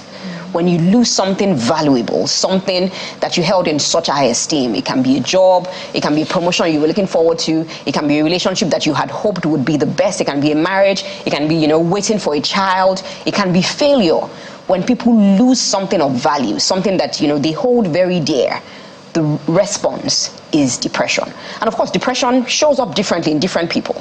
It shows up differently in children, in adolescents, in adults, in males, in females. And of course, like I said last time as well, there's also the functional smiling or max depression. But what usually would happen is that you have a mood disorder in which, you know, the core symptoms of mood, energy, interest, all low, persistently for at least a 2-week period. And then you can have the additional symptoms of, you know, things like, we call them the biological symptoms: appetite for food, appetite for sex, sleep, low. But sometimes, interestingly, they can be high. And then of course you also have, you know, reduced concentration, poor attention, guilt feelings, feelings of hopelessness, worthlessness, helplessness. Then people can go ahead to self-harm by cutting themselves with different things, from blades, from, you know, sharpener blades, to, you know, taking alcohol excessively, eating excessively, having indiscriminate sex, engaging in impulsive activities, and of course, the extreme, suicide. Pardon me. Just to put this in, for those who are watching and they're thinking, well, these are all women, right? So is this a woman thing? Oh, I'm a man, I'm good. Thank God, it's not for me. I'd like you to also speak to that and maybe have each of us just say a word or two about that. For those who think, well, women are more predisposed to it, maybe data, there's some back into that in data, but what do you say to that? So usually when you look at the causes of, you know, or causation of mental health disorders, you usually look at what is known as biological, psychological, and social. Biological will speak to the genetics, the genetic basis. And what research has found, I like that we're going back to data again, is that depression is 2 times more common in females as it is in males. You can attribute that to, for instance, you know, the genetic makeup of a woman, the hormones, the many hats that a woman has to wear. I have to be wife, mother, sister, daughter. I still have to show up at work. The fact that society is not so kind sometimes to women. I mean, sometimes, you know, when women want to talk, they say, oh, women talk too much. Women are always talking. And then sometimes, of course, the society is also kind to men. A man can light up a cigarette if he feels overwhelmed. If a woman lights up a cigarette beside you, you're looking at, well. Or men can drown their sorrows with, you know, cigarettes as well. So women are more likely to come down with depression. Women are more likely to show the symptoms of depression. But of course, men also struggle and suffer from depression. But usually what the society would always say is, now guy, you be now, man up. You can't cry, men don't cry, boys don't cry, just, you know. So a lot of interplay of factors, biological, psychological, and social, but more often than not, the woman will show up with this. Maybe that brings me to some information I got from experts like you, that women contemplate suicide more, but men complete it. Yes. Can you explain that? So again, women are more likely to self-harm and some attempt suicides as well. But men, you know, when a man gets to the end of his rope, and he looks at it that all that I need to do is end this, it takes a very high degree of hopelessness. I mean, what we always say is that the very defining feature that you see in people who decide to end their lives by suicide is that degree of hopelessness. And so a man thinks about it and says that if I'm going to do it, then I may as well just complete the job. Then of course, as compared with women, men are more likely to seek out lethal means. A rope, a gun, jumping. Again, they have access to some of these means. Women are more likely to, you know, say, oh, I want to, you know, overdose on a particular medication, I want to cut myself. So availability of means, and of course, how desperate that individual is to carry out the act that they have thought about. Dr. Abiri, Amara comes to mind now, the lady who trended in the outgone week, coupled with the stories that we have heard now about postpartum depression. You know, some would think that, particularly because of this question that Kadi has asked, that people are more predisposed to attempting suicide or going the whole hog because of relationship issues. Talk to us about postpartum depression. I want you to also expatiate on it. What does it look like? What does clinical depression look like, particularly when it is unrelated to issues of relationship? Okay, so relationships are big in causing, depressive symptoms and quite a number of other symptoms in individuals. However, to make a diagnosis or to say that an individual has what is known as clinical depression, it of course has to be made by a professional. And what you would find is the key symptoms that I said earlier on, the core symptoms, energy, mood, interest, and the additional symptoms, the biological symptoms, attention, concentration, all of those things that I had listed earlier. The individual would have a mix of the core symptoms and the additional symptoms as well. So usually major depression, so there's mild depression. Mild depression, you can have one core symptom and maybe one or two additional symptoms. There's moderate depression, where you can have two of the core symptoms and you have maybe two of the additional symptoms. But when it's major depression, you see all those core symptoms, the individual has everything. Then the additional symptoms, 4, 5, and even more. And then of course, sometimes you find that this individual has what we call the red flag, suicide. So clinical depression, and those symptoms must have been present for at least a period of 2 weeks, increasing again in intensity, frequency, causing distress for the individual, and making it difficult for the individual to enjoy themselves, enjoy relationships with others, function, or even work in the environment. Now, postpartum depression, after partum delivery, is a special type of depression that happens in men and sometimes women. Except that men, the men don't give birth, but the men also struggle with depression after their wives have had babies. It's interesting, there's a syndrome that we know in psychiatry where when the woman is pregnant, the man also shows symptoms. Thank you very much. Exactly. So postpartum depression happens after a woman has given birth, and it's more likely to happen in women who are first-timers, even though it can happen in women who have had a lot of children, women rather, who didn't have any form of support. Women who are in relationships that are difficult. I'm a single woman, I'm not married, or the father of this child has refused the pregnancy. Or sometimes women who are, for instance, you've had like 5 girls and they're saying, this one that you're bringing to life, it had better be a boy. It can also happen. All right, well. Maybe let's just take a last thought from Mrs. A. Mrs. A, if you can, we're happy that you found a way around this. So as a word of encouragement to people who are still dealing with this situation, how do you help them to accept their reality? Yeah, the first thing is that you must understand that the person you are dealing with is a human being. He has the standards, he has whatever it is, and you may not be able to meet up. So that's what I want to tell women out there, that you may never, and when I use the word never, be able to satisfy everybody. Because in my own case, I married a pastor, I felt he's a perfect person, is everything. And sincerely, let me confess, I attempted suicide 3 times. The second time I took a drug overdose, I admitted myself in the hospital after second thought. The fourth time, that's the first one my neighbor preempted. I wanted to go and jump into the 3rd mainland bridge water. You understand? It was that bad. So I want to encourage every woman now that, number one, it doesn't worth it. Honestly, it doesn't. Now look at me. I'm so happy. In fact, I'm happier. I'm even scared they will tell us to come and reconcile now, because I'm back to singing. I've discovered myself. I even remember I'm a journalist. In the course of depression, I forgot I went to school. I forgot I had a shop. I locked it up. So, it's about you, my sister. That's what I just have to say. It doesn't want it. Right. Come out of it. Accept it. He doesn't want you, but there's somebody out there that will accept you for who you are. But you first of all have to see that the person is just saying his own opinion. That is not who you are. I think that, let me just rest it at that, because there are a lot to say. Right. But I'm a survivor, and I can share it anywhere. Absolutely. Especially yes. in the churches, in the Christian, in the worship centers, right? Yes. There's a way they kind of put us in the teacup, and then they expect you to be sipped. All right. They expect to keep on being sipped, and before you know it, the cup gets drained. It gets drained. So for the women in the church, please, no. Don't let them use the Bible to hold you captive.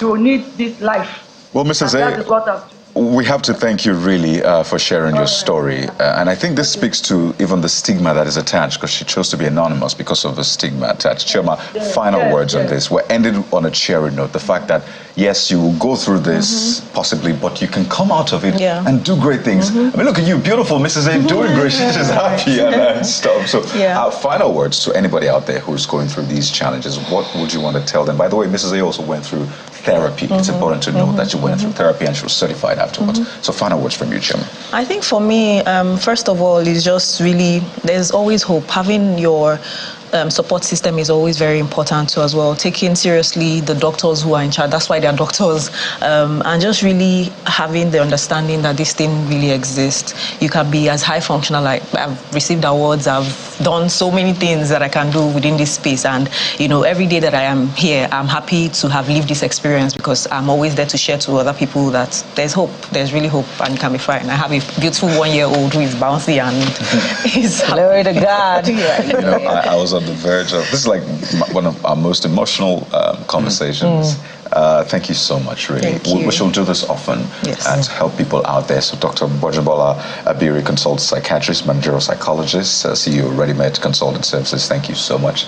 Chima Fakorede, it just hit me that I have come across you on social media at some point. And it speaks to how you can make an impact in spite of all of that. The Mental Health and Wellness Advocate Founder, Olama Cares Foundation. Thank you for your time. As well as Mrs. A, our anonymous guest who has gone through these challenges and come out of it. Thank you so much, Mrs. A, for sharing your experience with us. Thank you. We'll go to break now. When we return, we have one more stop. Are you ready to move your body? Yeah, stay with us.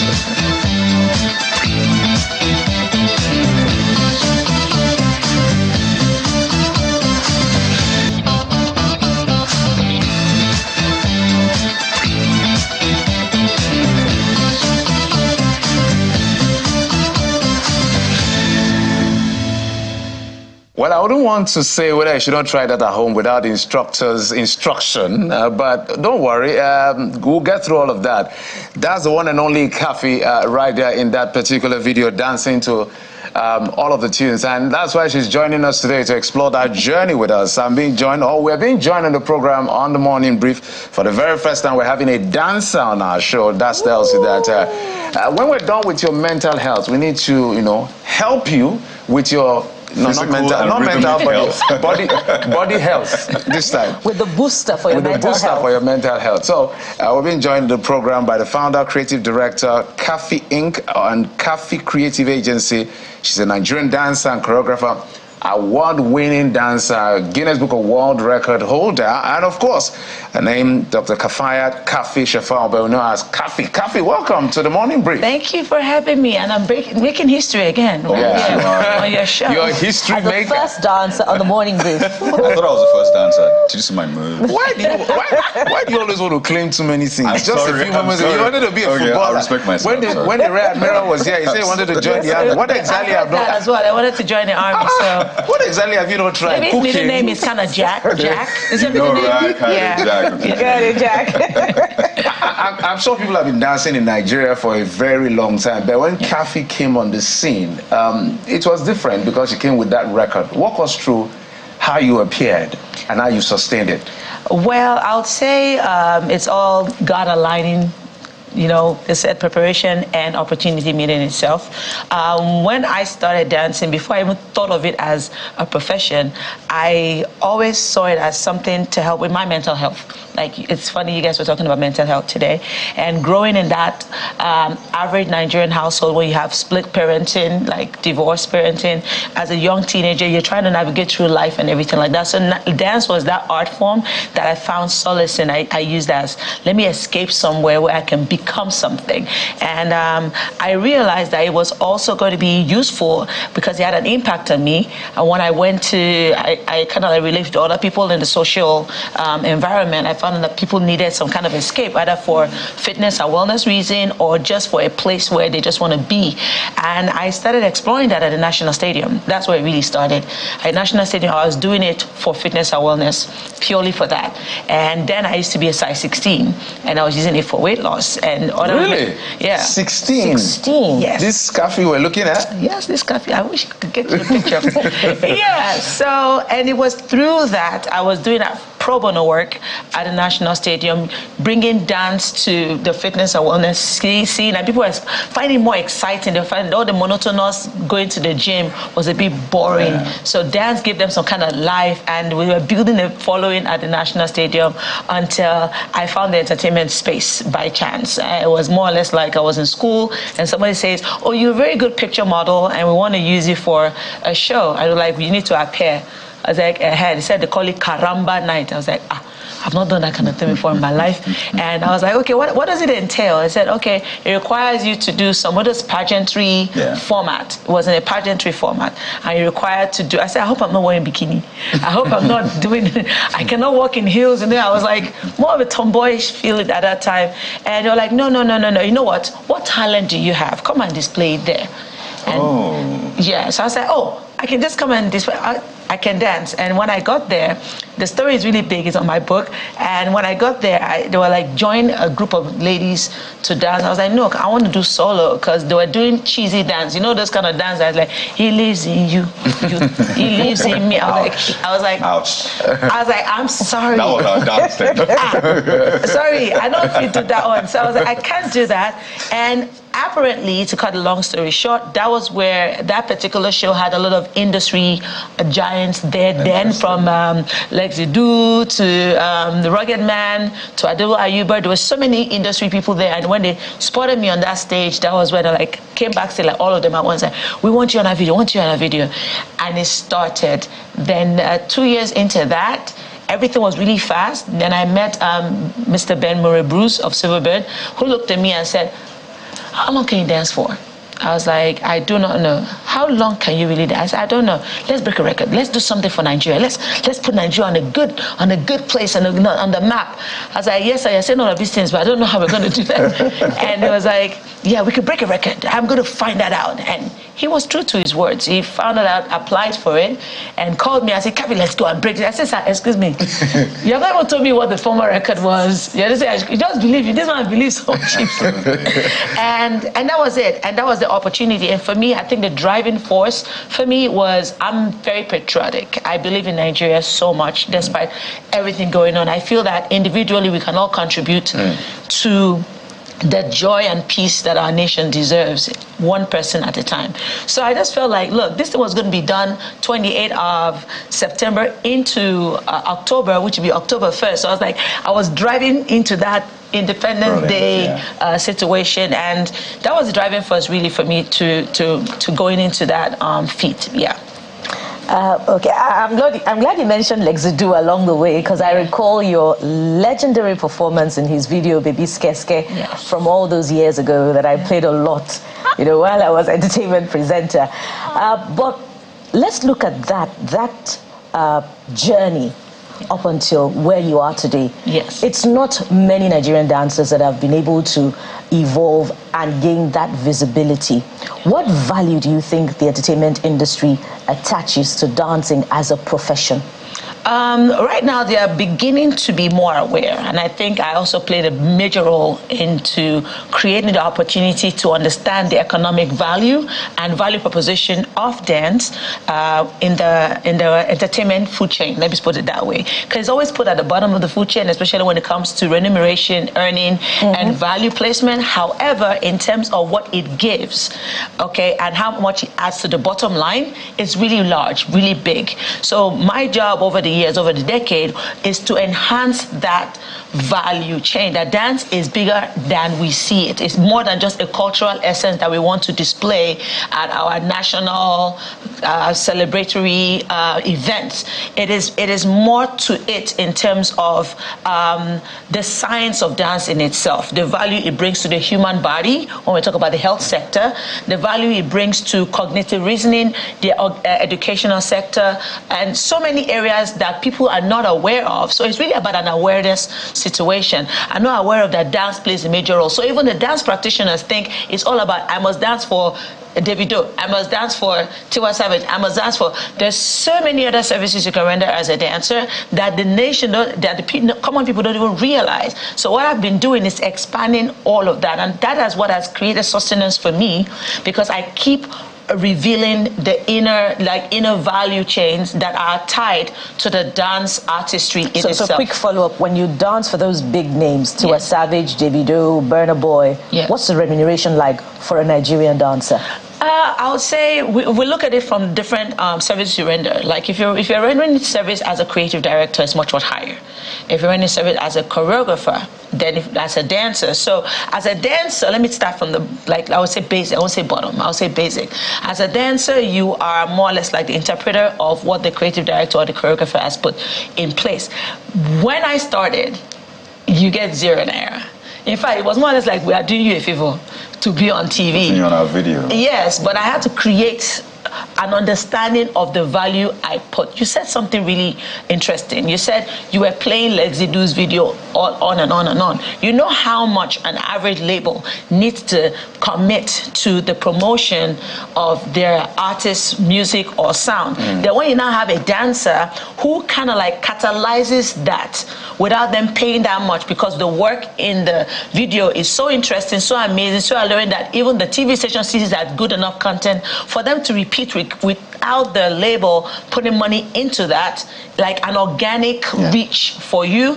That is why I was able to start making that conversation that you cannot pay me nothing, because I'm adding value to the bottom line of even your business structure, because you're going to commit a certain amount of money to your marketing. You have a marketing budget, right, and promotional budget, but now I'm cutting that in half just because I'm in your video.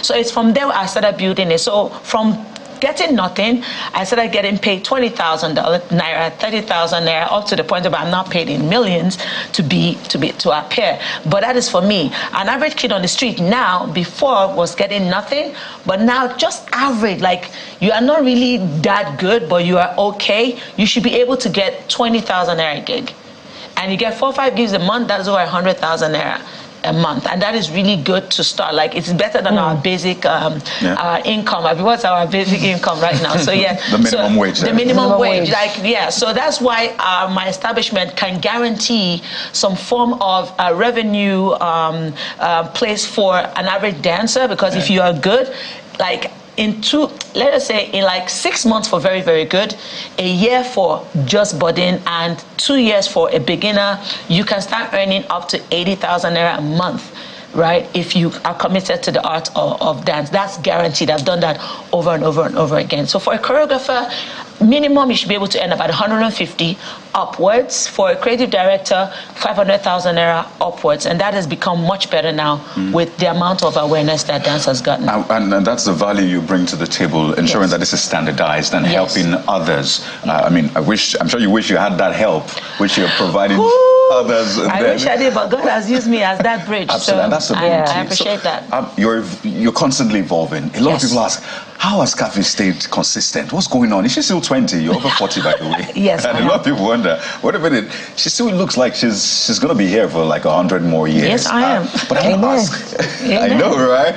Yeah. So what you're evolving into, what to expect, because apparently there's still a lot to expect from you. Like you said in my narration, you're like Kaffy Incorporated. Kaffy Incorporated now is a holding company for over 5 expressions of the Kaffy brand, which has been birthed through the needs, the pain points that I've seen in the creative industry, and I've been able to establish companies that serve those needs. So we have what we call the advisory part of the Kaffy Creative Agency, where I provide services as a consultant. A lot of creative people are just creative and talented. A lot don't know how to brand, market, put themselves together, structure their businesses and all of that. So I give out such services.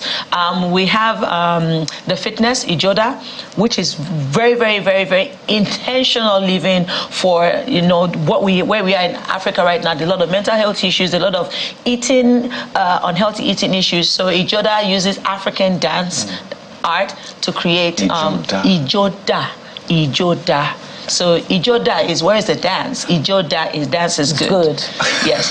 So I have Ijoda. So it's quite a number of things. So I've evolved I'm still evolving into the fullness of the manifestation of the art in itself, vis-a-vis the economic opportunities that it offers to the environment that I am. And that's why we are very big now on passion to profit.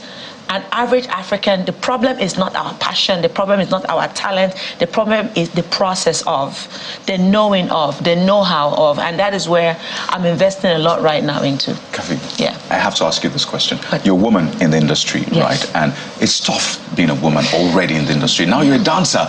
A lot of people see you dancing and what they're thinking about is different from the art. My brother, you get yes, the point, right? I get the Let's point. not get too deep into that. So You know. there are parents, there are people who say, you'll never dance over my dead body because you are seen at the bottom of the, you are seen as someone who can just approach anyhow, touch anyhow. Yeah, immorality and all of that. That's the point. Yes. So is that true, one? And how do we safeguard?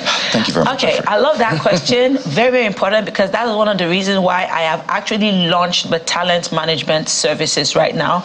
And I've even started doing it for artists. I've been doing that for artists for years, apart from dancers. Parents are scared, and their fear is valid.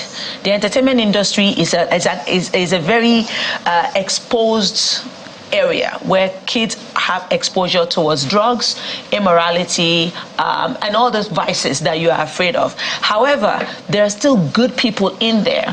And what we are trying to do as an establishment is to create that safety environment where you can nurture your talent without having to take anything before you feel inspired.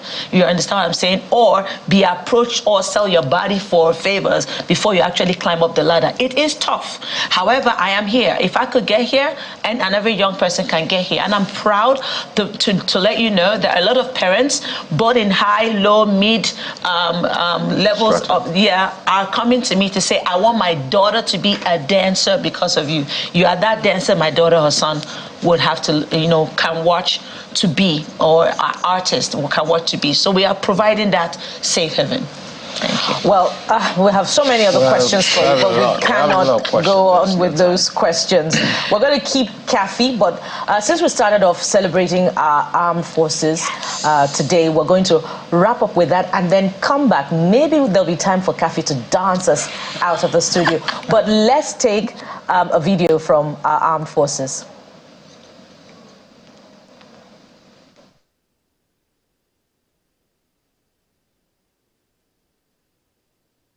It has served as an inspiration for heroic acts of self-sacrifice.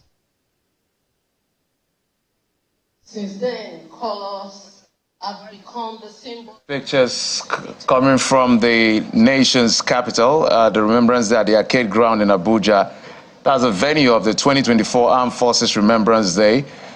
Some guests have made earlier entrances, and you can see men in uniform, in their ceremonial uniform right there, getting ready for that symbolic celebration to remember our fallen hero and to celebrate our veterans who are alive for their services for the nation and the country, protecting the territorial integrity of our great nation. So you see, the president is expected here any moment from now. So a lot of the members of the armed forces, their spouses, ministers, state officials, and federal officials all expected at the Arcade Ground in at the nation's capital. So it's the national arcade you're watching, and you're seeing live pictures. Any moment from now, we will be seeing the ceremony kick off in the nation's capital at about 10 a.m. when the president would have arrived, and then all of the ceremonies will continue, including the laying of wreath in remembrance of our fallen heroes. So those are live pictures from Abuja, the nation's capital. Guys, beautiful to see the wives, all spouses, dressed. I mean, I love the colors, but it's very symbolic, and I'm glad that we're doing this as a nation to show that we really appreciate our armed forces. Kaffy, do we have time for? I want to know what the biggest move is right now. So once I go out there and make that move. I get the job, I get the money. I'll do something really simple. Something simple in 10 seconds. Okay, all of you, are you ready? Okay, you want to get up? Okay. Buga is no longer trending. No, it's Amapiano in a way, sir. But let's do it simple, Amapiano. Okay, hold on. Let's make sure you're ready. Let me help you with that. I can put it in my pocket. Absolutely. In my pocket. Are you ready? Yeah, we're ready. So bring one hand forward like this. Forward. One hand like that. Like this. And put it to the side. Like this. And put it to this side. Like this. Yes. And now you have to do your mouth like this. Exactly. So what's up with the mouth? The mouth part of it too. Hey, you can go down. Hey, you can go down. Oh, President. goodness. You set us up so much. So the mouth is part of it. It's part of it. Okay. Thank you. So let's sign up with this. Thank you so much for watching, our esteemed viewers. It's the Morning Brief. We're always here to brighten up your morning. And we'll be back again to do the same time next week. Yes. Meanwhile, do this with us as we sign out. Thank you for watching. Not next week, tomorrow. We're coming back tomorrow. We're coming back tomorrow. I am Bukola Koka. So, Jeffrey, your name? I'm Jeffrey. What's up, man? I'm Kaffy.